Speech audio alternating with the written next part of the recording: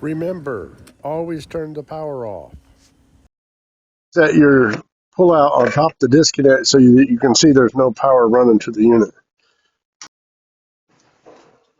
As you can see, there's lots of leaves down in the bottom of this unit that we need to get out.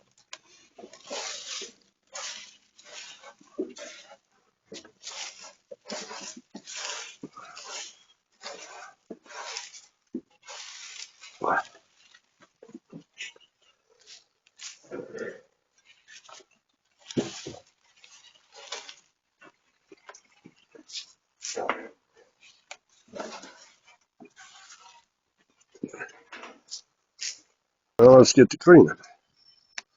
You always start on the inside. Got to get it covered good. You want to get the coil good, all the way down to the bottom. Across the front, all the way down.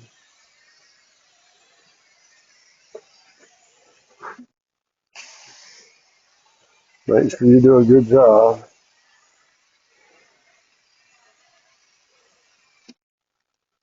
And then do the outside. Make sure you catch the top, get all that black off there. Make sure you go underneath the. Now do the outside of the coil to make sure it's done really good. You got to do good work. No sloppy stuff. This is a painted coil, so we're using tri-power so it doesn't eat the paint off of it. That's what we normally use because most of our carrier coils are painted or coated, as it's called. And that new bright will take the coating right off of it, but it won't do it evenly and it'll look nasty. The top of the unit off really good, get all that black and ugly stuff off of there. It may take a while, but do a good job. Make sure it's all wiped off.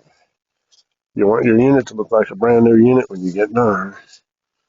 I know you're here to clean the coils, but the customer can't see the coils, and why not make the whole thing look brand new? So the customer gets the full benefit of the cleaning.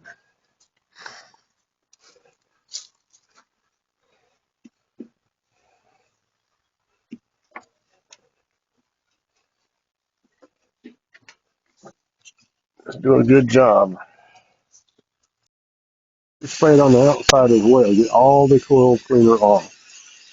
Do not leave any coil cleaner on the unit. Spray it inside out, top to bottom, and make sure you do a good job getting all the leaves out of the outside of it as well.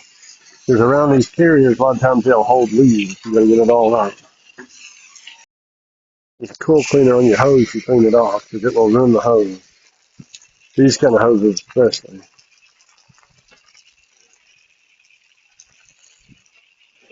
I already had it turned off. I'm just getting all the water out of it.